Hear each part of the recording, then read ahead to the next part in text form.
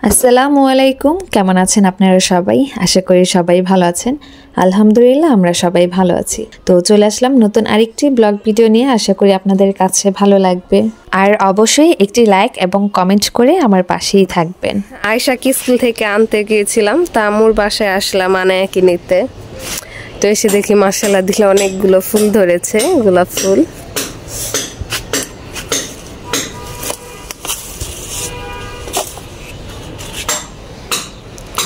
তো গাছের মধ্যে এইভাবে ফুল ধরে থাকলে কিন্তু দেখতে খুবই সুন্দর লাগে। এর আগে তো একবার পুরো গাছ ভরা ছিল।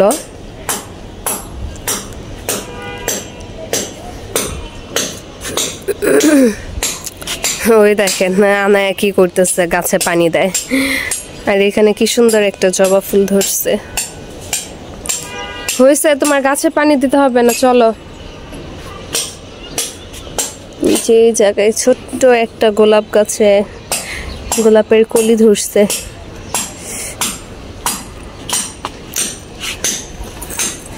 আর এই যে ড্রাগন গাছটা চাপা খেয়ে আছে।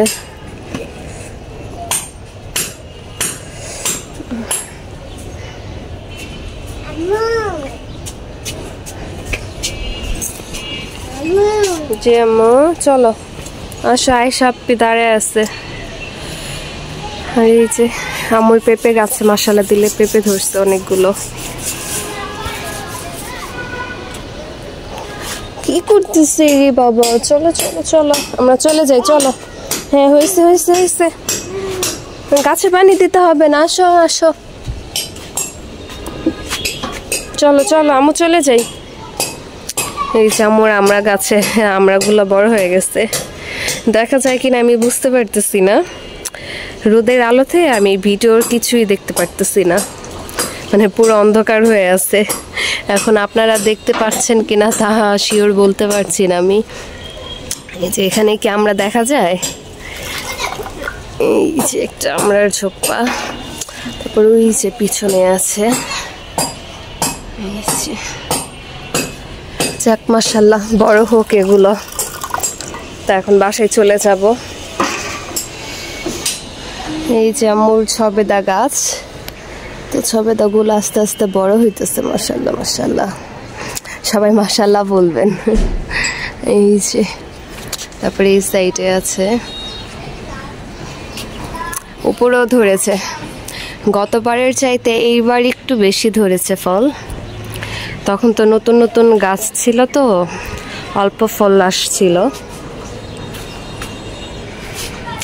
এই যে পেঁপে গাছ। তো যাই হোক, এখন চলে যাই, আবার দেখা হচ্ছে পরে। দেখেন ও কি করতেছে, ও আসবেই না। মানে নানুর বাসায় আসলে আর যেতে চায় না, এরকম দুষ্টামি করতে থাকে, আমাকে শুধু ঘুরাবে। আসো আসো পাখি, চলো।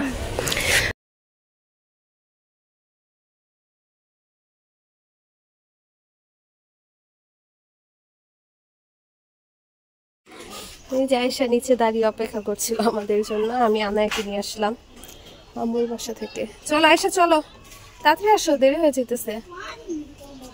চলো চলো।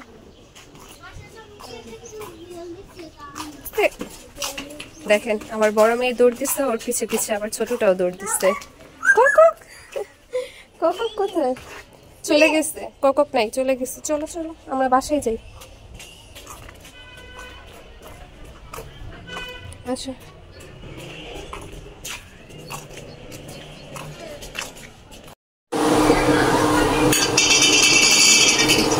তো আয়েশাকে স্কুল থেকে নিয়ে এসে কিছু নাস্তা করলাম। এখন নাস্তা করে ঝটপট করে কি রান্না করব ভেবে, তো ডিম সিদ্ধ বসিয়ে দিয়েছিলাম।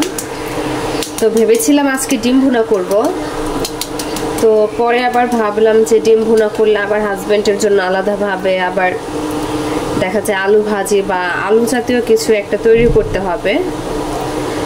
তো ভাবনা চিন্তা করে ভাবলাম যে আলু আর ডিম একসাথেই রান্না করে ফেলি। তো সেজন্য আবার পাশে চুলার মধ্যে আবার আলু সিদ্ধ বসিয়ে দিয়েছি। এখানে আলু সিদ্ধ করতে দিয়েছি, আলুটা সিদ্ধ হতে হতে আমি এখানে ডিমটা ছিলে নেই। তো আজকে আলু আর ডিম দিয়ে রান্না করব। অনেকটা হবে গরুর মাংস বা মুরগির মাংস আমরা যেভাবে রান্না করি ময় মশলা দিয়ে, ঠিক ওইভাবেই রান্না করব, কিন্তু মানে মাংসর জায়গায় ডিম থাকবে। তো এখানে আমি 2টা ফার্মের মুরগির ডিম দিয়েছি আর 2টা হাঁসের ডিম দিয়েছি। আমার হাজব্যান্ড আবার হাঁসের ডিম বেশি পছন্দ করে মুরগির ডিমের চাইতে। তো মুরগির ডিম নাকি ওনার কাছে নরম নরম লাগে, সেজন্য। তো এখন ডিমটা ছিলে নিচ্ছি। তো এইভাবে রান্না করলে দেখা যায় আর এত ঝামেলা হবে না আমার এক্সট্রা ভাবে অন্য কিছু রান্না করার জন্য। তো কাল রাতে যেহেতু আমি মাছ রান্না করেছিলাম, ডাল রান্না করেছিলাম, তো সেই তরকারিগুলো আজকেও আছে, তো ওইগুলো দিয়ে হয়ে যাবে। তো সেজন্য আর কি ভাবলাম যে মানে অল্প কিছু, মানে যেটা শর্টকাটে রান্না করা যায় এই আর কি। আর একটু ঠান্ডা লেগে গেছে আমার গ্রাম থেকে আসার পরে। তো যে কয়েকদিন গ্রামে ছিলাম তো মানে ঠান্ডা লাগেনি, যেদিন ঢাকা চলে আসবো সেই দিন সকালবেলায় দেখি ঠান্ডা লেগে গেছে। তো সকালে তো চলেই আসলাম, তো ঘুম থেকে উঠেই দেখি যে একটু ঠান্ডা ঠান্ডা ভাব। তো এখনো ঠান্ডাটা কমছে না, আজকে প্রায় 1 সপ্তাহ হয়ে যাচ্ছে, তারপরে ঠান্ডাটা এখনো যায়নি।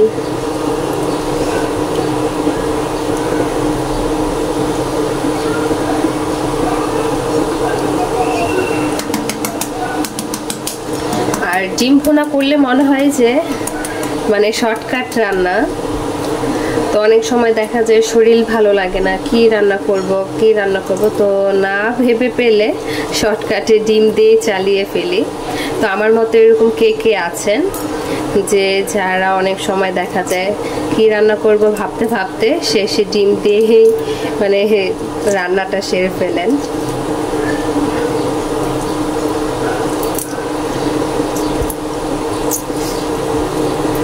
আর ডিম ভুনাটা কিন্তু বাচ্চারা বলেন বড়রা বলেন সবাই খুব পছন্দ করে, আমাদের ঘরে সবাই ডিম পছন্দ করে।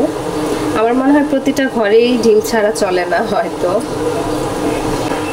ডিমটা সবার ঘরেই হয়তো বা সবাই পছন্দ করে, আমার যেটা মনে হয়। এটা কি বলবো, একটা মানে জাতীয় খাবার ডিম। আমি ডিমটাকে একটু কেঁচা দিয়ে নিচ্ছি। তো আমার ডিমটা ছিলা হয়ে গেছে, আমি ডিমটা না হালকা আজকে একটু ভেজে রান্না করব। অনেক সময় দেখা যায় না ভেজে এইভাবেই রান্না করে ফেলি। তো আমার হাজবেন্ড আবার মানে ভাজা দিলে অনেক সময় ওই যে উপরে ছিলকাটা একটু শক্ত হয়ে যায়, তো সেটা উনি আবার বেশি একটা পছন্দ করে না, সেজন্য বেশিরভাগই ডিম না ভেজেই রান্না করি। কিন্তু আমার কাছে ভালো লাগে, দেখতে খুব সুন্দর লাগে বলেন ডিমটা ভেজে রান্না করলে, উপরে সুন্দর একটা কালার চলে আসে, আমার কাছে অনেক ভালো লাগে।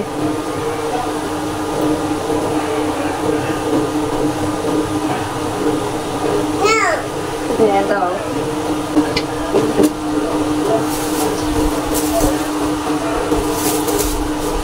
তো বক্সের মধ্যে পেঁয়াজ কাটা আছে, কেটে রেখে দিয়েছিলাম কালকেই। তো দেখা যায় একদিন বেশি করে কেটে রেখে দিলে আমার 2 দিন হয়ে যায়।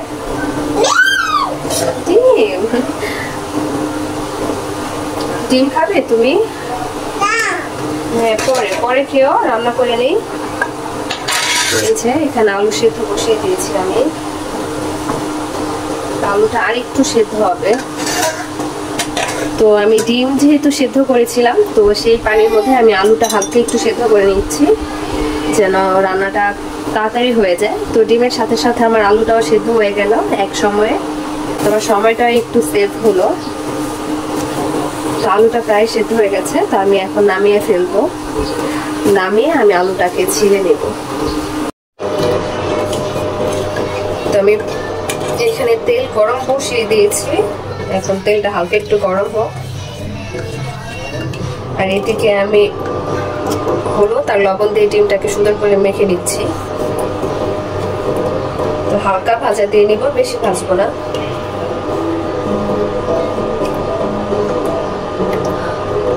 যে মাখানো হয়ে গেছে, তো এখন একটু হালকা একটু ভেজে নিব।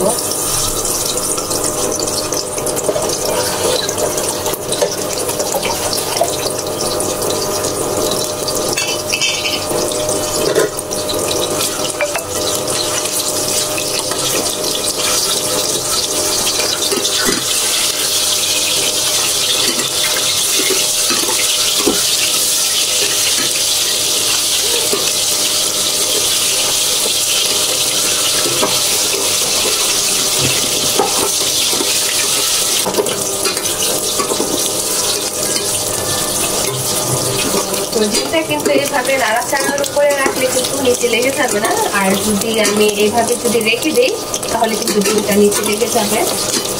তো ডিমটা কিন্তু ফুলে চলে আসবে, তো এটার জন্য আমি নাড়াচাড়ার উপরেই রাখছি।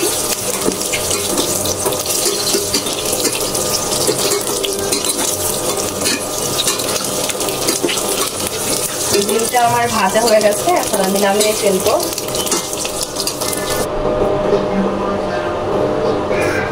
যে পেঁয়াজ কুচিগুলো দিয়ে দেব।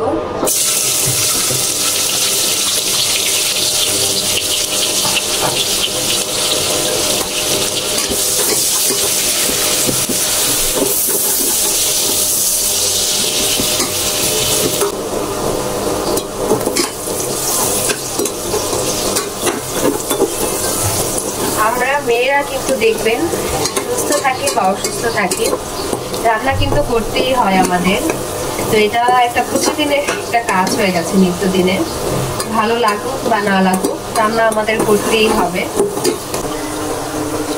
তো আমাদের দেখা যায় এই রান্নার কাজটা কিন্তু ভালোবাসার সাথেই করতে হয়, কিছু করার নেই। নিজের জন্য হোক বা পরিবারের জন্য হোক, এটা আমাদের করতেই হবে রান্না। আমরা যতই পড়ালেখা করে শিক্ষিত হয়ে যাই না কেন, রান্না কিন্তু আমাদের করতেই হয়। তো এইদিকে আমি আবার আলুটা ছিলে নিচ্ছি, পেঁয়াজটা ভাজা হতে হতে। তো আলুটা আমি একবারে বেশি সেদ্ধ করে নরম করে ফেলিনি, কারণ দেখা যায় এখন আমি যখন আবার রান্না করব তো বেশি সেদ্ধ হয়ে গেলে কিন্তু আলুটা একবারে ফুলে নরম হয়ে যাবে। আমি হালকা একটু শক্ত রেখেছি, তো 60 বা 70% মতো আমি সেদ্ধ করে নিয়েছি। আর নতুন আলু যেহেতু এনেছে, তো নতুন আলু দিয়ে এইভাবে রান্না করে খেতে কিন্তু ভীষণ ভালো লাগে। তো আমার কাছে কিন্তু নতুন আলু দিয়ে, ফুলকপি দিয়ে, মাছ দিয়ে খেতে অনেক ভালো লাগে।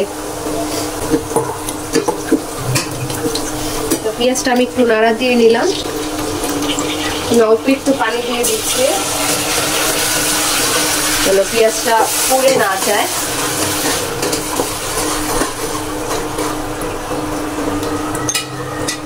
তো অল্প করে একটু পানি দিয়ে দিলাম, নাহলে পেঁয়াজটা আবার পুড়ে যাবে। তো আমি আবার দেখা যায় বেশিরভাগ সময় রান্না করার সময় আদা রসুন নামাতে ভুলে যাই। আর আদা রসুন যেহেতু আমি ডিপের মধ্যে রাখি, তো আমি ঝটপট নামিয়ে একটু গরম পানি দিয়ে একটু ভিজিয়েছিলাম। তো আমার মতো এরকম কে কে আছেন যে রান্না করার মাঝে আদা রসুনের কথা মনে পড়ে আপনাদের? তো এই যে অল্প একটু গলেছে, তো এতটুকু আমার হয়ে যাবে, যেহেতু আমি ডিম রান্না করছি, এত বেশি লাগবে না।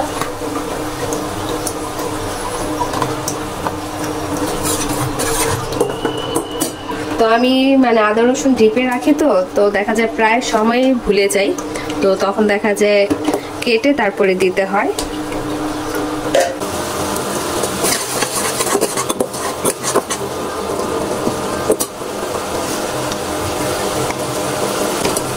তো এখন আমি এক এক করে সব গুঁড়ো মশলাগুলো দিয়ে দিব।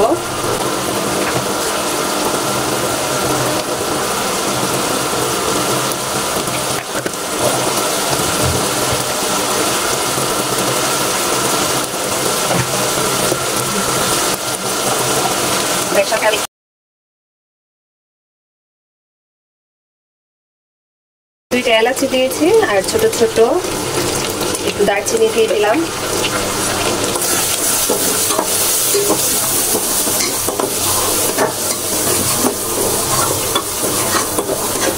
ভালো মতো মশলাটা একটু কষিয়ে নেব। সামান্য পরিমাণে একটু পানি দিয়ে দিচ্ছি যেন মশলাটা পুড়ে না যায়।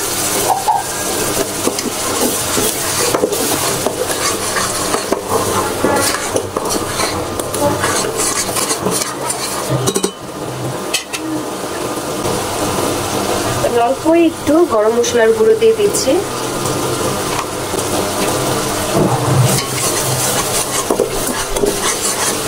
আমার হাজবেন্ড আবার আলু খুবই পছন্দ করে, তো সেই জন্য এইভাবে রান্না করে ফেলি মাঝে মাঝে।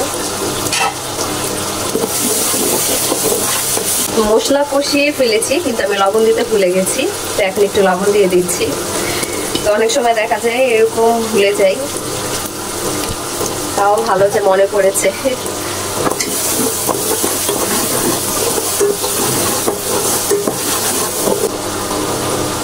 আলুটাকে আমি এভাবে হাত দিয়ে একটু আধা ভাঙ্গা করে দিচ্ছি, যে এরকম।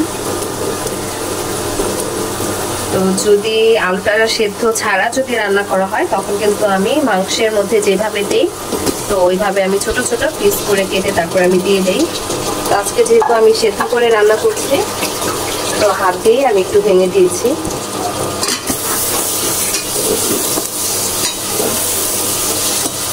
তো আমি গরম পানি দিয়ে দিচ্ছি। পানিটা আগে থেকে আমি গরম করে রেখে দিয়েছিলাম।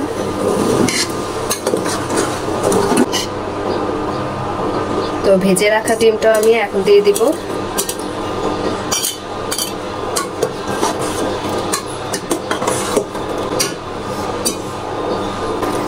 তো আমি কাঁচামরিচ একটু ভেঙে দিয়েছি, যেন মানে ভেতরের ফ্লেভারটা বের হয়ে আসে আর ঝালটাও বেশি না হয়।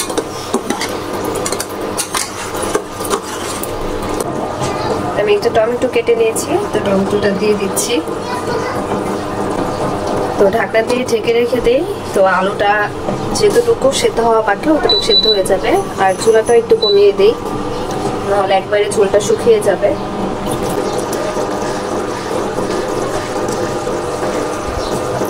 তো আমার রান্না হয়ে গেছে। তো আমি নামানোর আগে একটু টালা জিরের গুঁড়ো দিয়ে এখন নামিয়ে ফেলবো।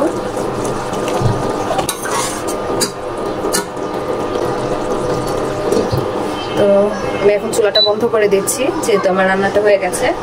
তো এইভাবে আমি একটু 2-3 মিনিট রেখে তারপরে নামিয়ে ফেলবো। তো কেমন লাগলো আমার আজকের এই শর্টকাট রান্নার রেসিপি জানাবেন অবশ্যই। তো আজকে আপনাদের সাথে এই ছোটোখাটো রান্নার রেসিপিটাই শেয়ার করলাম।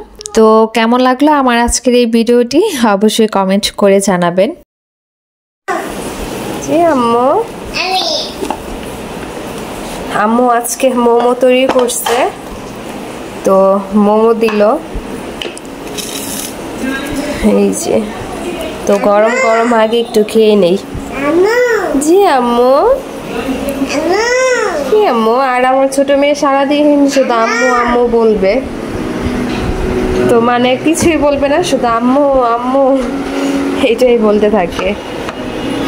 আইসা একটু সসটা নিয়ে আসো তো। তো আগে একটু গরম গরম মোমো খেয়ে নেই।